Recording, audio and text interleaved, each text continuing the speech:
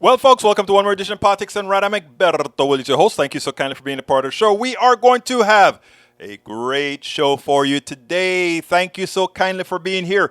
Melanie Keelan says, didn't walk the poor dog. Oh, Melanie. Bridge MCP, welcome aboard. AVQ, welcome aboard.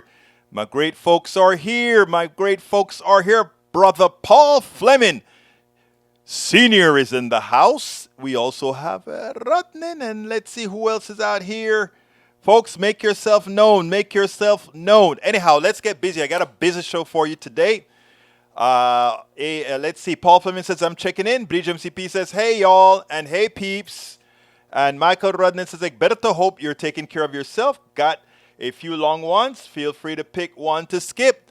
I am doing well. My blood pressure is slowly coming down from those catastrophic numbers back into reality, and hopefully with my weight loss, I've lost 5 pounds in 1 week. I've also not drank any coffee in over a week. So I'm trying to do my part.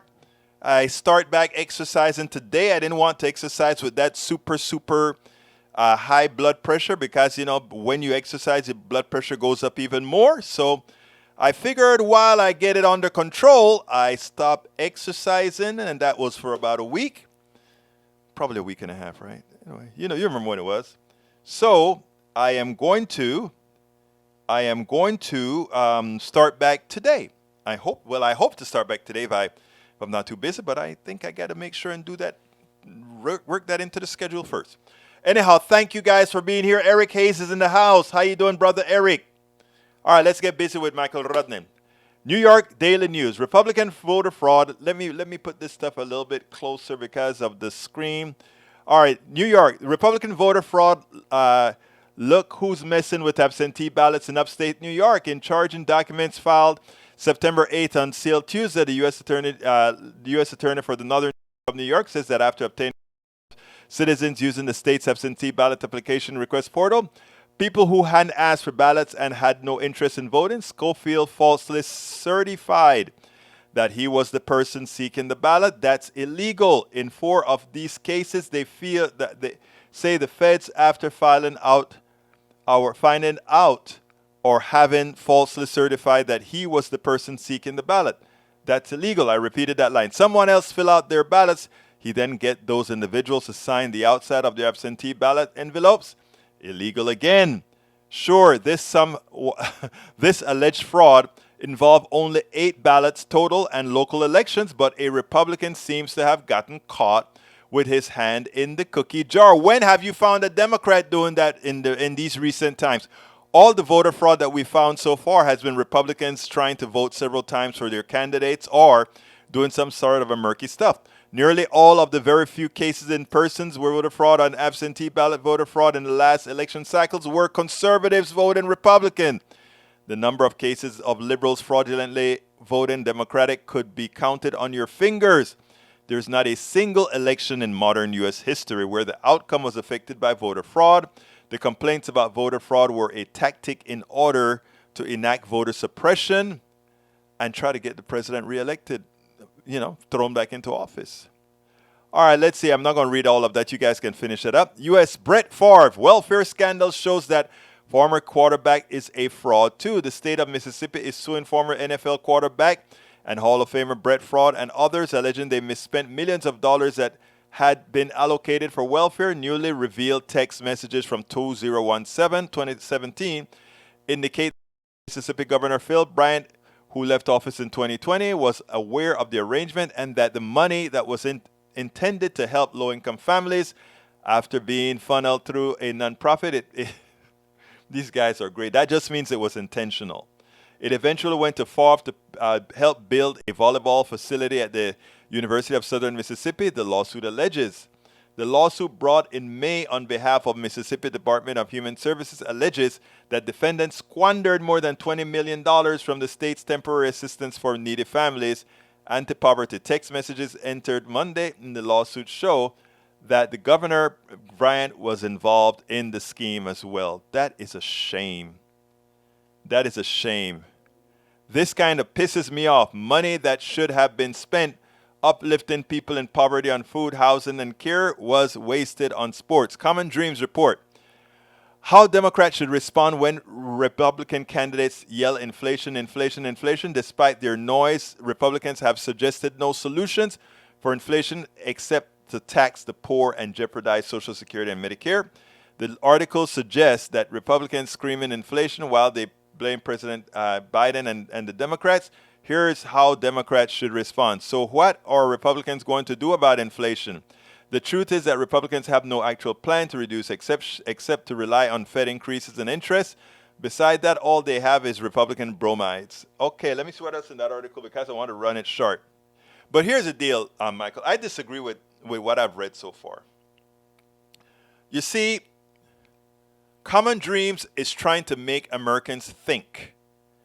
They're trying. We don't have time to make Americans do the right thing and think. Right now, what we're doing here at, let's say, Politics Done Right and other programs like this is to, yes, inform each other on things that need to be informed on, but more, right? It's techniques. And the techniques that I want to talk about is not to go ahead and say, okay, Republicans are calling inflation. What are they doing for inflation?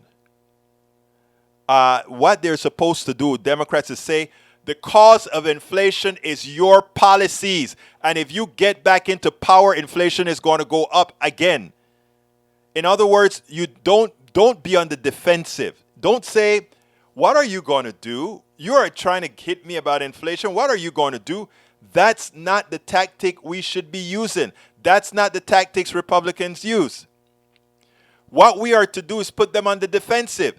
Inflation rate is high because of your policies. You caused this. It is your fault. And we are cleaning it up now. You elect a Republican, you get those policies again. That creates this entire problem again. We are not supposed to be on the defensive at all. It's full out offense. Punto y final. Offensive. You created supply side economics. You created offshoring. You created all these things that are creating what we call inflation today. You created a lack of regulations that prevent these thugs in suits and ties from being able to do the right thing and not overcharge, from picking the pockets of the American people by increasing the price of gasoline, even though there's not a shortage. You continue to do this. You guys do it. You are the ones that don't want regulations to control the thugs that continue to raise prices. There's no reason for those vegetables to cost more. You have to be on the offensive. The problem is, even on the Democrat side, there are too many neoliberals who are willing to go ahead because they don't want to hurt some of their donors who themselves are thugs in ties and suits. Tits. They don't want to tag them. It's time. But that's what our job is. Our job is to tell the truth. CNN, donations poured in and volunteers who rushed to help. Here's how Martha's Vineyards community responded. We saw that on TV. I'm going to do some of that tomorrow, I believe. Okay. So I'm not going to read that one right now, Michael Rudnin. USA Today, lawyers for migrants flown to Martha's Vineyards by DeSantis. I love that. It's criminal. He paid he's using a $12 million fund, actually, to ship these guys over. You know how much it costs to charter a plane to do all this stuff? At least Abbott used the bus, even though it's evil still, but you know. Anyhow, let's continue. Michael Rodney says, Dylan Fernandez, Massachusetts State Rep, tweeted, we are requesting that the Department of Justice open an investigation to hold DeSantis accountable. I agree. Bree says, Egberto Willis, two things. One, how are you? I'm doing better. I'm trying to control my pressure. Doing better. I post 2 pics on your post. The Queen, hope you saw them.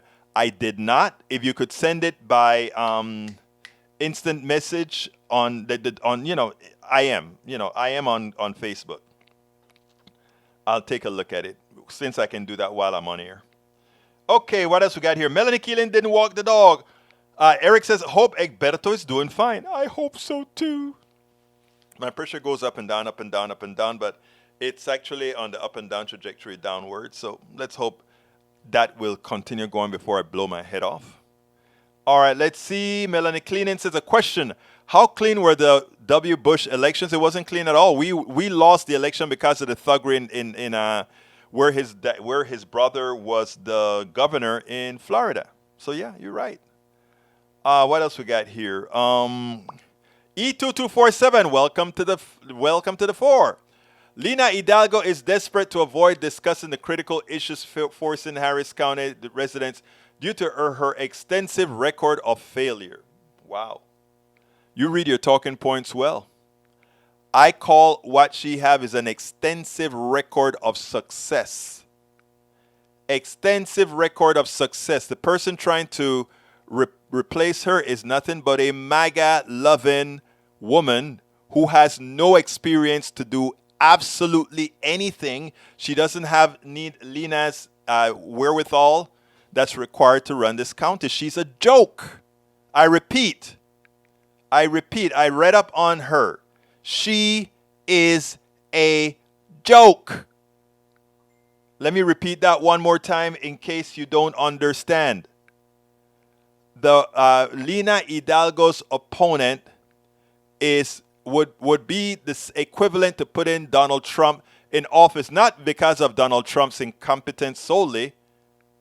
I mean, because of Donald Trump's evil, because of his incompetence. So don't bring her up again, my friend. She is incompetent. Punto y final. Okay. Let's see what else we got here. E2247, hello relatives. Today's visit will be our greatest ever visit.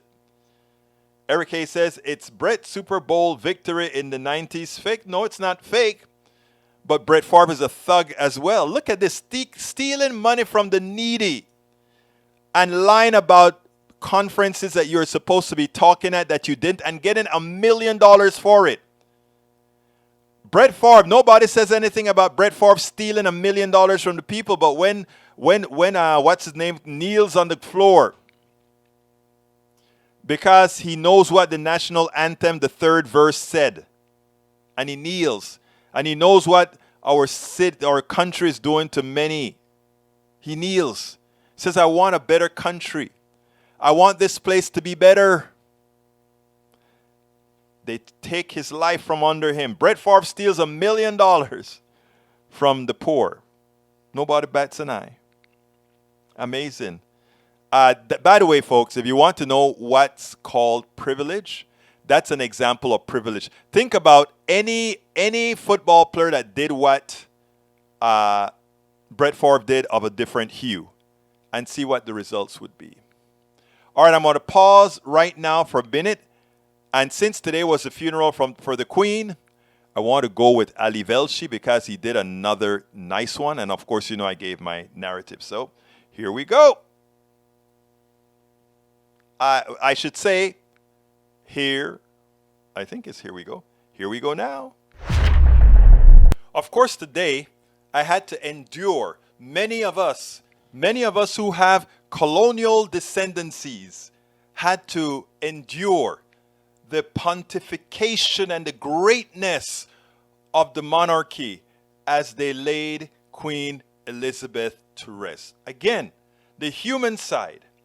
I feel for the kids. I feel for those who had a personal relationship with this queen. But I want all to realize that it is hard for those who have lived or who are the descendants from those who have lived under the horrors of what the British Empire really meant. It is hard to have this or watch this adoration. I call it PTSD generations removed. Because when you look at all the riches and the beauties and everything that these guys have, the wealth, we are looking at our those of us from the colonial British or the colonial Spanish or whatever, those of us are looking at those riches that were built on the backs of many of our forefathers, but not only built on the backs of many of our forefathers, but the riches extracted from our land, stolen, taken, pilfered. And we are supposed to sit back, bite our tongues, and just say, how beautiful. Watch Kate. Watch the prince. Watch the new king. All celebrating stolen. I don't want to be sour. But when you're asking some people to look at what's going on with the pomp and circumstances and all of that you're seeing on the TV right now, you're asking them to forget all the damage that lineage has done to you, and you are being asked to just be quiet and like it. It is wrong. It is completely and entirely wrong. Yes, have your funeral, have your little, but to have all the television stations, all of them, going to this and then and using narratives with how great this woman was. She was a nice lady, but she didn't ask for forgiveness for what she's done to billions, not her, but her wealth, what the wealth that she's living off of right now has done to the billions in the world. She hasn't asked for forgiveness. She hasn't spoken about reparations. She hasn't spoken about all those poor countries whose wealth they extracted. Well, let's make life better for them. We don't hear that. That is why I am so impressed with Ali Velshi, that I know it cannot be easy for Velshi to be doing this kind of narrative, because not only is he going to get it from many apologists here in the United States and the UK, as I've shown before with the videos that he's done, but even his management has to be a bit concerned of his honesty. So let's listen to the last one he did. I think he did this over the weekend. Hi, this is Prince William and Kate riding through Jamaica in an open-top Land Rover. It was quite the stir back in March of this year, 2022. The royals were touring the Caribbean to mark Queen Elizabeth's Platinum Jubilee, 70 years of rule, not just over Great Britain, but as the head of state of many Commonwealth nations. William and Kate, at the time the Duke and Duchess of Cambridge, participated in a Jamaican military parade. Perched in the back of the Land Rover, William saluting the crowd in a military uniform, his wife by his side dressed in all white. Now, if you put a black and white filter on this, it might be mistaken for this one. Queen Elizabeth II and her late husband, Prince Philip, riding through Jamaica in the same dark green Land Rover in 1953, back when the country was not a member of the British Commonwealth, but in fact was still an actual British colony. The vehicle itself is a relic of a colonial past in the most literal sense, and symbolically, the stark similarities between these two images underscore the lasting legacy of British colonialism. During that March 2022 trip, the Jamaican Prime Minister told Prince William and Kate that Jamaica would be, quote, moving on from the monarchy. Jamaica says it's going to hold a referendum before 2025 to decide if it wants to sever ties with the Crown, which for decades made fortunes off of the Caribbean islands' resources and through the slave trade, which passed through Kingston's port. Since Queen Elizabeth's death, several other Commonwealth realms, all former outposts of the British Empire, are reassessing their relationship with the monarchy. The Commonwealth of Nations is an international organization composed mainly of former British colonies. It rose from the ashes of the British Empire. At its peak in the 19th century, the empire covered a fifth of the world's surface, ruling about a quarter of the world's entire population. 413 million people fell under the British Empire. After many decades of living under the ruthless reign, let's just be clear, the ruthless reign of the British Empire, the colonies grew empowered to throw off the yoke of British imperialism, some quite violently. By the 1920s, most of the British colonies demanded self-government. Some didn't achieve it until late into the 60s and beyond, but the Commonwealth of Nations was created in its stead. They agreed to be equal in status and, quote, united by a common allegiance to the Crown. Today, there are 56 Commonwealth nations. Some of them are republics, have their own heads of state, and have recognized the Queen and now King Charles III as the head of the Commonwealth. Of those 56 nations, 15 are considered Commonwealth realms, these 15. In these realms, the British monarch is considered automatically to be the head of state. These realms include Antigua and Barbuda, Australia, the Bahamas, Canada, Grenada, Jamaica, New Zealand, Papua New Guinea, Belize, the Solomon Islands, St. Kitts and Nevis, St. Lucia, St. Vincent and the Grenadines, Tuvalu, and of course, the United Kingdom. Barbados is the most recent realm to have become a republic. This island nation, by the way, Barbados, parted ways with the monarchy last November, removed Queen Elizabeth as its head of state. It remains within the Commonwealth of Nations, but no longer holds realm status. Other realms are now considering following in the footsteps of Barbados, by the way. Australia says it'll hold a referendum on shirking the monarchy no earlier than 2035. New Zealand's prime minister predicts it'll happen in her lifetime. A commission in Belize is poised to consider whether the Central American country should declare itself a republic. Antigua and Barbuda will vote on removing the British monarch as the head of state by 2025. And as I mentioned earlier, Jamaica plans to hold a referendum by 2025. There's something happening here, a reckoning of the past atrocities committed for the enrichment of the royal family and for Great Britain. Despite the fanfare and celebration to which we are all subject at the moment, the pomp and circumstance cannot gloss over the fact that the British Empire was brutal. The Commonwealth was a consolation prize.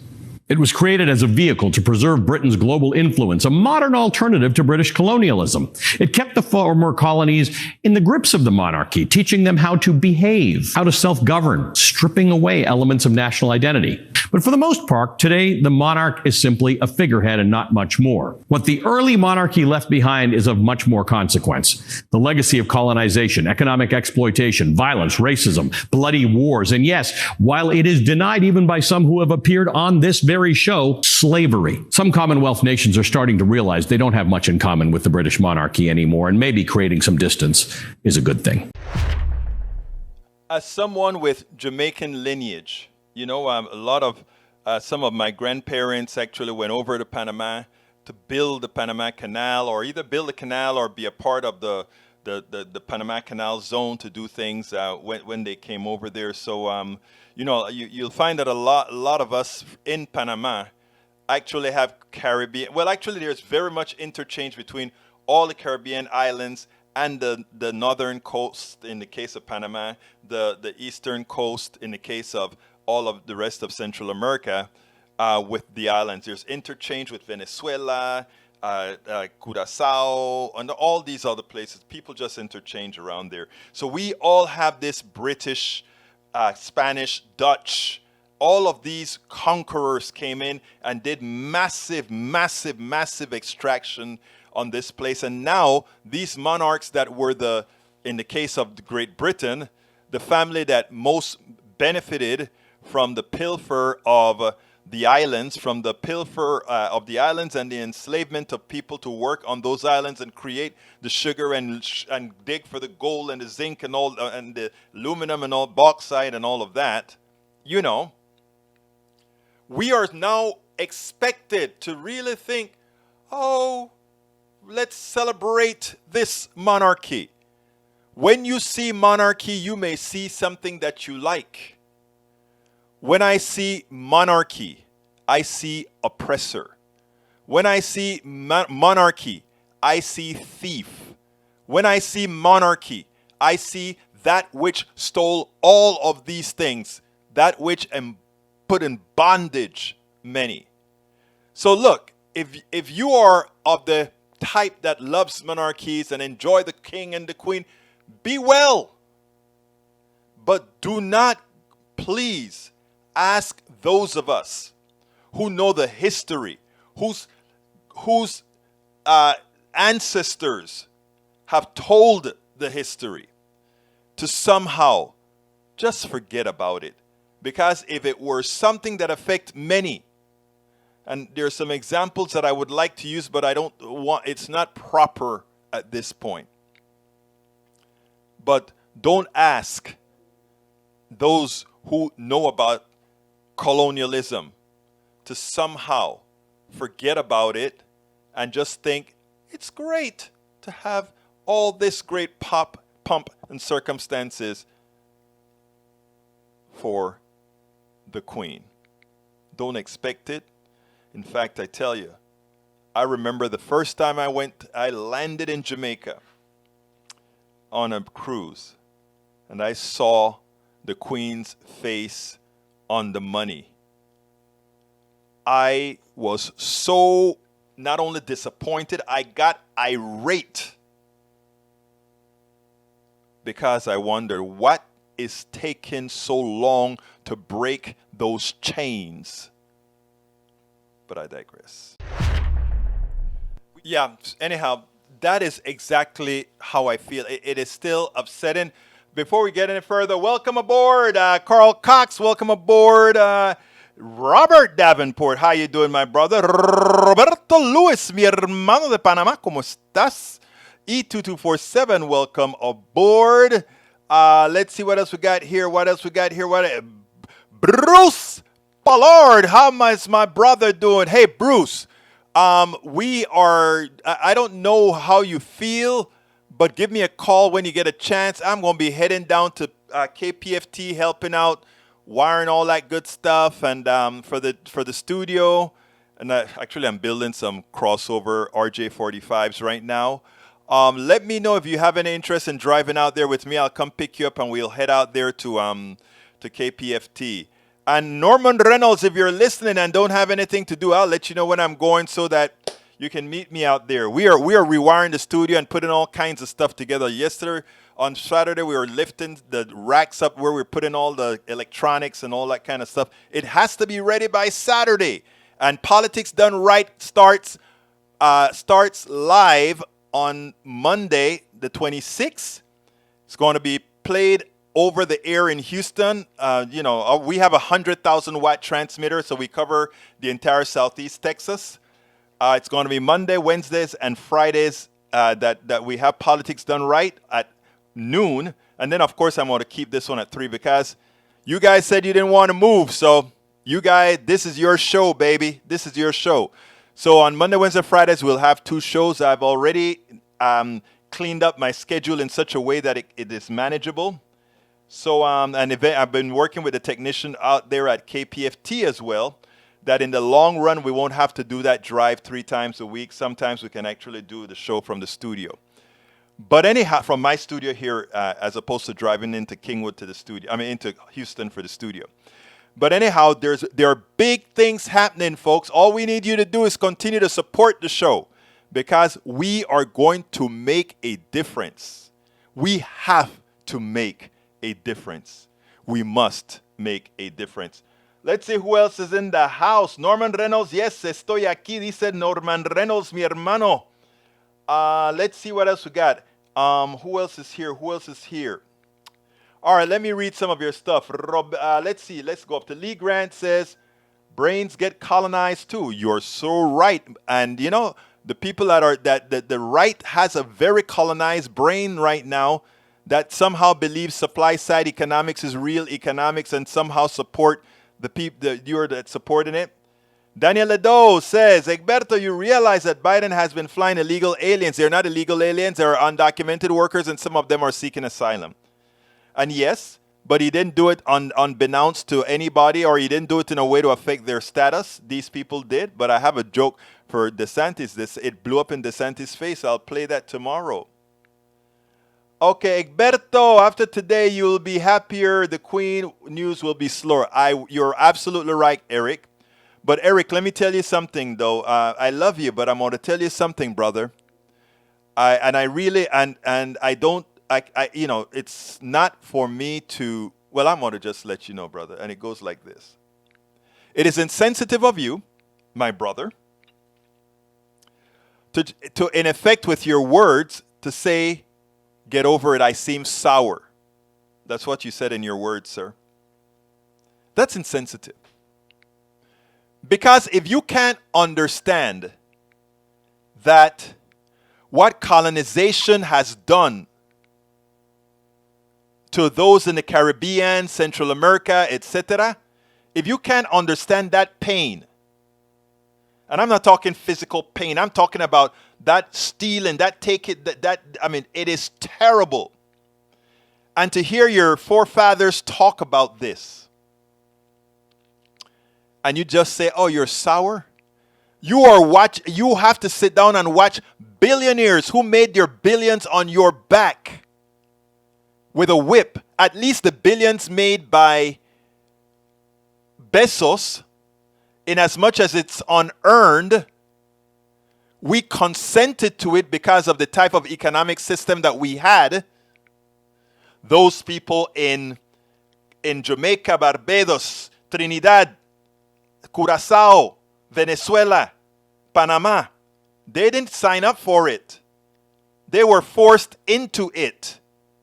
And your comment, instead of having having a level of empathy to say, you're sour. Sour? I mean, I don't think you get it. The colonialism that we had in America, the 13 colonies that took their independence from the Great Britain, is a far cry from the colonization that occurred in India. That's why Ali Velshi is the way he is in Kenya. That's why Ali Velshi brings it up all the time. And I am happy MSNBC has given him the freedom to do it. But it's insensitive for you not to understand. After Ali Velshi explains all these issues,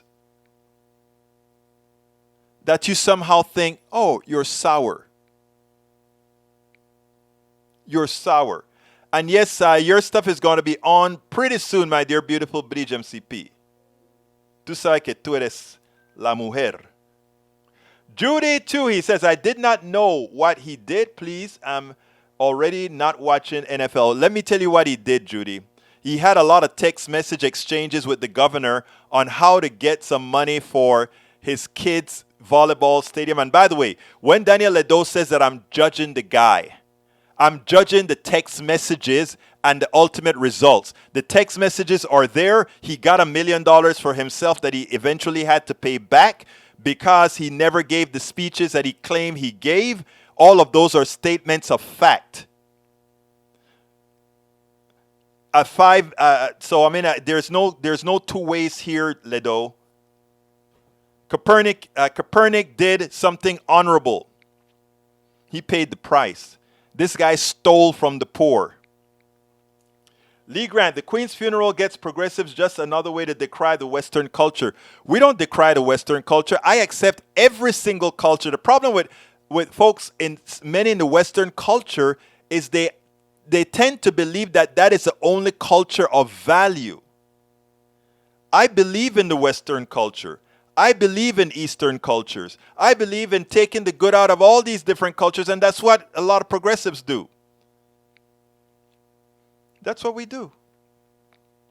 Bruce says, to hell with empires. I agree. Let's see. Robert Davenport says, Americans kicked out the English monarchy a couple of centuries ago. At least the intelligent Americans did. Davenport, be nice. All right, most of those places are neutral. It's the big guys that start wars. Exactly. Carl Cox, I agree with you. I think I responded to you when you sent me an email today. Let's see what else we got here. Empty Wheel says there will be some timeline clashes this week in the Trump stolen document case, and of which could spiral into constitutional crisis. Oh my God. We'll see. Okay. He hasn't paid it back yet. He still owes the interest on the stolen money, Eric. And even if he paid it back, think about if one of the other players of a particular hue had done that, it would be on TV 24/7. They continue to try to minimize what this means. Okay, we will go by Berto's judgment on Favre. No need for a trail. Do you even listen to yourself? I'm not. No need for a trial? No, actually, the truth of the matter is there will be a trial to see how much jail time you should get, right? I'm kidding, of course. He'll probably never go to trial. Robert Davenport says he took funds meant for the poor. He has not paid back the interest demanded on the funds he got illegally. Favre is a white collar criminal, a criminal that should be punished. And you know, white collar criminals cost us a hell of a lot more than the petty thief. But you know, we don't like to admit that, right? Because it's white collar crime. Hey, our good buddy, El Señor Rodnin, wants me to put this on the screen. So here we go. Get up, Copernicus. Men died for your right to stand. Actually, and then Soldiers responds, actually, we died for his right to sit or stand. That's what people need to do. People need to learn the truth. And then from Bridge MCP, multi-billion-dollar monarch change. The death of Queen Elizabeth II could cost the UK up to $6.9 billion. This includes Charles' coronation and her funeral, which will be paid by taxpayers. Passport and coins will need to be changed, another costly measure that could take decades. British royals have an estimated $28 billion fortune, and the King Charles alone inherited $500 million from the Queen without paying inheritance taxes. And you know, he inherited the money the lineage stole from my forefathers. Think about that. I've got to watch the British people pay for that, and for him to inherit that which my folk worked for. Amazing, isn't it? And according to Brother Eric Hayes, I am sour about it. But look at the things they get sour about, huh? Anyhow, I won't be sour much longer. All right, and another one from our beautiful Bridge MCP. We will not blame him for the crimes of his ancestors if he relinquishes the royal rights of his ancestors, but as long as he claims their rights by virtue of descent, then by virtue of descent, he must shoulder the responsibility for their crimes. Connolly on the British King. My God, I love that bridge. I love that bridge. That is a top-notch post. Oh, wow, it's getting late. Okay, I got another good one for you guys. This one is about President Biden and the workers. You know, he signed the bill, or rather, they have a tentative contract, but I have some issues with it. Check this out, and then we'll take it on the other side. Kudos for the Biden's team for getting that agreement between the unions and the rail corporations, you know. I mean, but I want to say one thing that was very disconcerting. What was the sticking point? I want to read one paragraph from the New York Times. It says, let's put that on the screen. The deal was praised by both freight companies and union leadership, reflecting a key compromise on issues of improving worker conditions for rail workers, which had been the biggest sticking point in the talks. In other words, as usual, workers, the guys in the corporations are in big, nice offices with air conditioning and nice couches, etc. And all the people on the line wants are good working conditions, the best that they can give, given, you know, that they're outside, etc. Unions want the right to attend medical appointments without penalty, among other measures meant to ease the burdens of rigorous scheduling. Still, in a win for the companies, workers will have to take unpaid leave to attend those appointments. What? In other words, these guys, if they have to go see a doctor, there's no medical leave for them to take. They have to take it without pay. Well, what the company compromised on is okay, we will give them one extra day off that they can go to the doctor. What? Don't you want healthy employees making sure that your products are moved around the country correctly? And that's the way what we're talking about? Well, they got also a 24% increase over 5 years. That amortizes down to a little over 4% right? And I think they get a cash upfront payment or some kind of payment upfront of $11,000. But I mean, what the degradation in American pay, the degradation in how Americans are supported over the workers are supported over the decades. And this is what we're talking about. Anyway, listen to President Biden, and then we'll take it on the other side. Win for America. and for both, in my view. I want to thank the lead negotiators from the labor movement, the Brotherhood of Locomotive Engineers, the Trainmen, International Association of Sheet Metal and Air and Rail and Transportation Workers Union, and the other labor unions engaged. And this is a win for tens of thousands of rail workers and for their dignity and the dignity of their work. It's a recognition of that. During these early, dark, uncertain days of the pandemic, they showed up so every American could keep going. They worked tirelessly through the pandemic to ensure that families and communities got the deliveries they needed during these difficult few years. And because of the labor agreement, those rail workers will get better pay, a 24% wage increase over the next 5 years, improved working conditions, peace of mind around their health care by capping the cost that workers will have to pay. And it's about the right to go to a doctor or stay healthy, to make sure you're able to have the care you can afford. It's all part of this agreement. They earned and deserve these benefits. And this is a great deal for both sides, in my view. The agreement is also a victory for railway companies. And I want to thank the lead negotiators from the National Railway Labor Conference and our major rail companies. These companies also played a critical role in keeping America moving during the pandemic, and that's not hyperbole, it's a fact.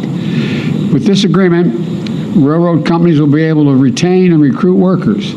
They'll be able to continue to operate effectively as a vital piece of our economy. They're really the backbone of the economy. I have this visual image of rails being the backbone. I mean, literally, the backbone of the economy. So I thank the unions and the rail companies for negotiating in good faith. They met up for 20 straight hours through that negotiation and for sticking with it, especially over the last few days. In fact, the negotiators here today, I don't think they've been to bed yet, so I don't want to keep this very long, and they're having to stand as besides. Together, we reached an agreement, you reached an agreement that will keep our critical rail system working and avoid disruptions of our economy. And I'm grateful for the members of the administration who worked tirelessly on both sides to help get this done. I especially want to thank Labor Secretary Marty Walsh, a card-carrying union member and the first union labor secretary in decades, for his tireless round-the-clock work.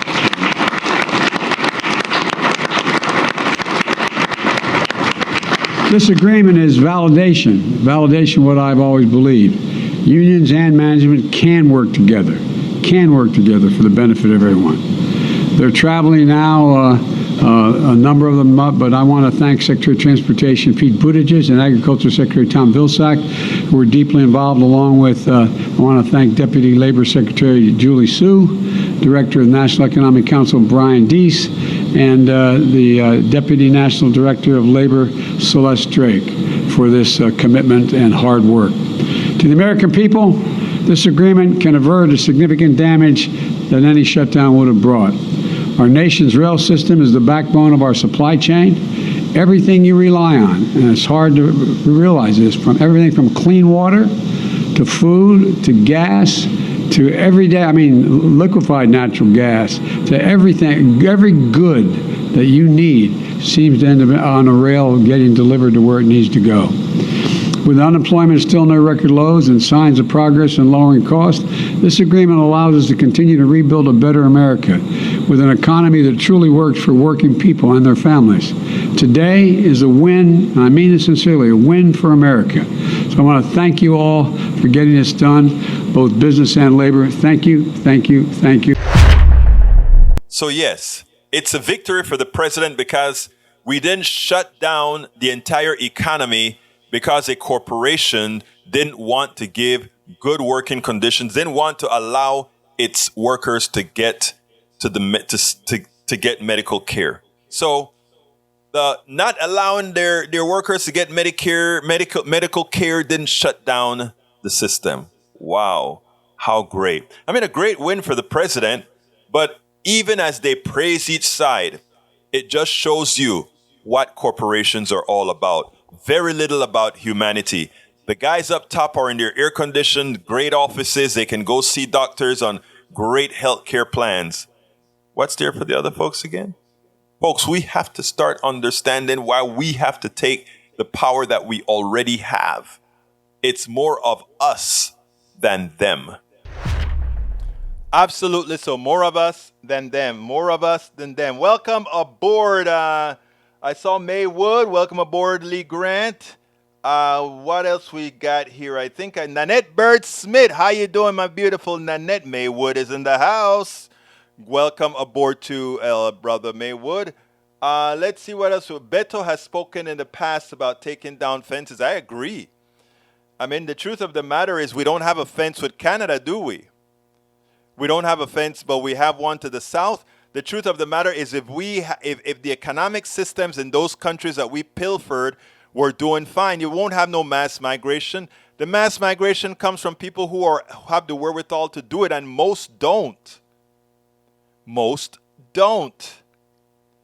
But anyhow, Bridge, there's a piece that you wrote that I want to read because it was prescient.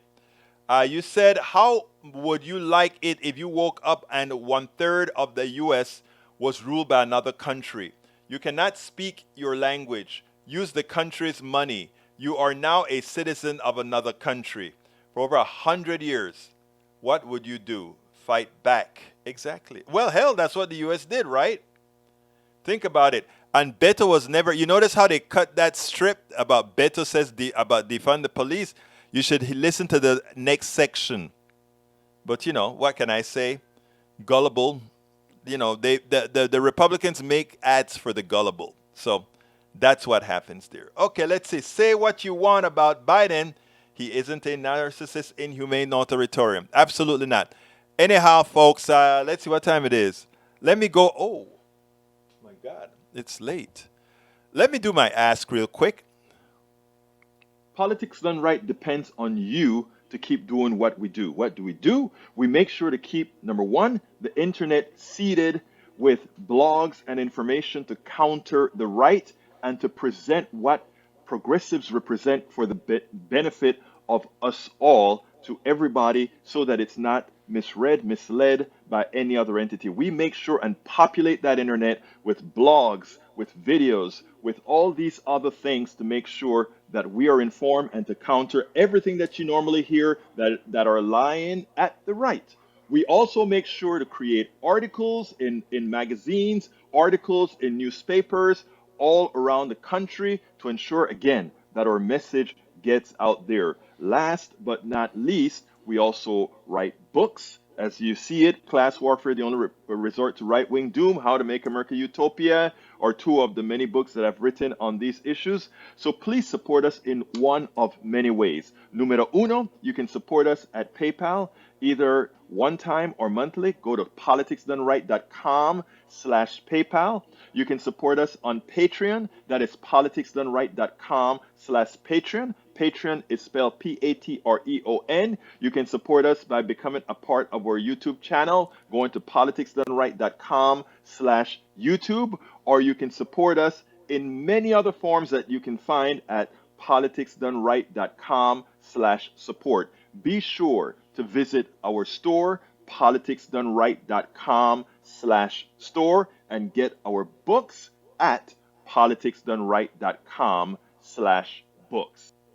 Thank you so kindly. Hey, super chat from Bridge MTP. Thank you so kindly. She says, thank you for doing what you do and being real and honest and yet still giving medicine to the dead. LOL.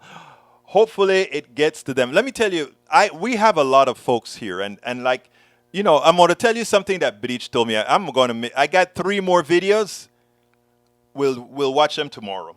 And, but Bridge said something that really got to me while I was in New York. And this is what she said. She said, Egberto, you played that live video, and we were in the room, and we were having a discussion with each other. She said she was having great conversation with you guys on the right, you guys on the left, and you guys were interchanging information. And something Bridge said while I was on the train. She said, these are nice guys.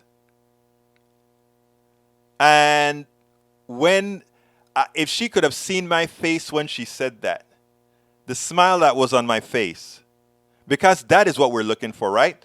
Look, Eric Hayes is going to be giving me hell for a long time. Daniel Ledo is going to be giving me hell for a long time. Lee Grant's going to be giving me hell for a long time. Michael Cesak's going to be giving me hell, and all the other right-wing folks that come on my show. But they're here every day. I consider them family. I honestly consider them, that's our PDR posse family. Okay? And if we are talking to each other, right? We don't have to agree. We don't need to. Whichever one gets more people to do the things that we need to do, like I want great policies, right? And I'm going to fight like hell. I'm going to keep doing it. And if I get enough people convinced by the facts that I put out, I will be there. And the good things about it is everything that I want is going to also serve Lee Grant, Eric Hayes, Mike Cesak, and all my other right-wingers. For anyone that I didn't name out there, you know. But that was the biggest, like I said, when I was in New York, remember I played 2 live shows. I played the shows, when I was in New York. When I was in Pittsburgh, I actually did most of them live. But when she said that, I said to myself, you know what? Believe it or not, if we can have forums,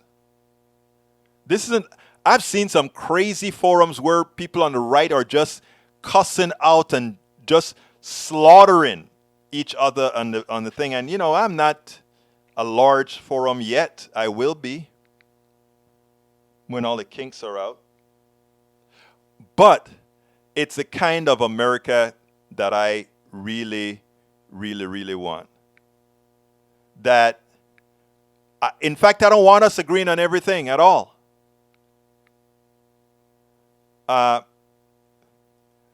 Well, Michael, I hear you, right? But let me tell you something that I learned with my old age. I think I'm a bit older than you, Michael. Am I? I think so. What? Semi-fascists are people too. You see what I tell you? That's what Lee Grant put out there. Semi-fascists are people too. Anyway, so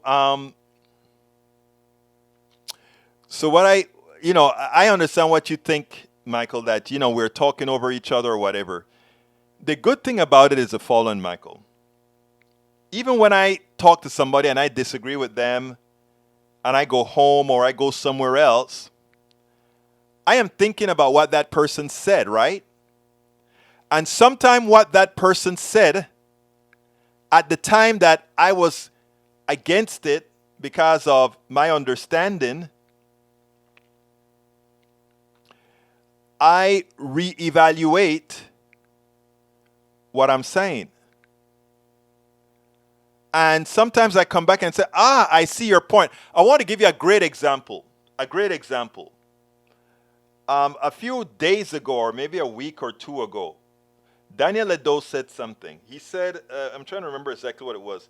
He said, if I didn't think it was difficult, when we're talking about the work that the Queen did, whether it was hard work or whatever. And he brought up the point that she was a prisoner. And I shoot him off real quickly first. And then I got a chance to rethink a few things, and I'm like, you got a point there.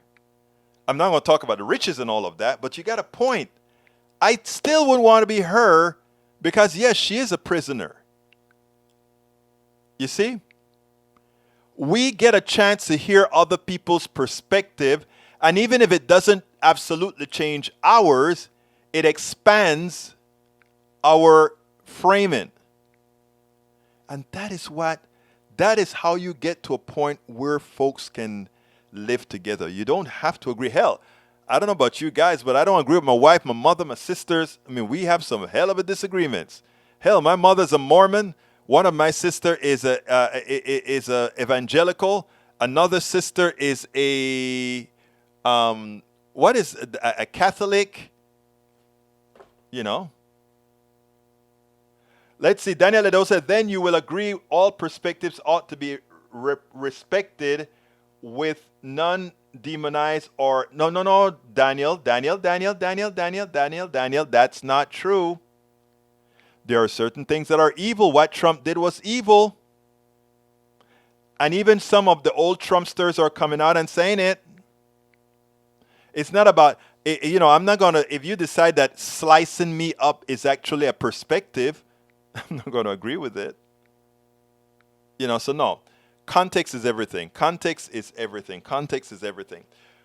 Man, I had fun today, even though we only got through what? How many videos? 2 videos or 3? I think we got through only 2 videos, but that's fine because this is your show. Bridge MCP said at Egberto Willis, hearing others' perspective give us insight into where they're coming from and look at from a different angle. Exactly. Michael says, Daniel, we got to sort out what left and right can agree on. Exactly. Roberto Luis, Egberto, like I have said to you, I really want Politics Done Right to do forum clinics once a year. Heated. Yeah, actually, Roberto said he would put that on for me. Here's what we're going to do. We're going to create a program. It's going to also help me make some money to run this stuff, right? We are thinking about putting on a symposium where the PDR posse all meets in Houston. You fly out here, you get like a convention, right? And it's going to be the convention our style. And I'd like to get, maybe 100 folks or so to come out to it. So Lou is going to help me plan that. So I don't know. We have to get it together, plan it together, make sure, get people's timing right and all of that. And then bring everybody here to Houston. They'll stay in hotels and all of that. And we'll probably have some sort of a registration fee that goes into defray costs and also support the program altogether. Lou, thanks for bringing that up. You're absolutely right for that, Roberto. Okay, we got to get out of here. But I want to, like I tell all of you, let's keep this up. Bring more people in, if you will. Bring more people in.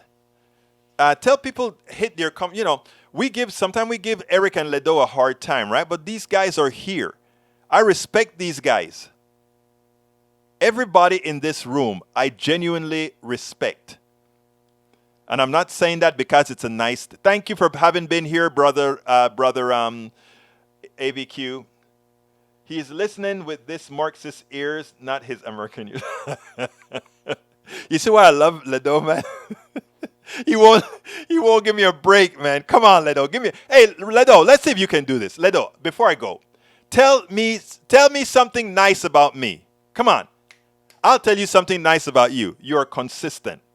Tell me something nice about me, Ledo. Let's see if you can be nice. Come on. Come on.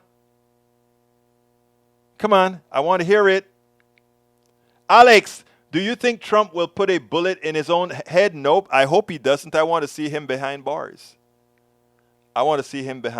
But anyhow, I got to get out of here. My name is, since Ledo is not going to tell me something nice, I think I need to get out of here.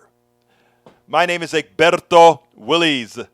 This is Politics Done Right. And you guys know how I end this baby. I am what? Out! We spend a lot of time deconstructing the news, trying to parse it into a form that everybody can understand. We try to find those little nitpicks where it flies above the fray, etc.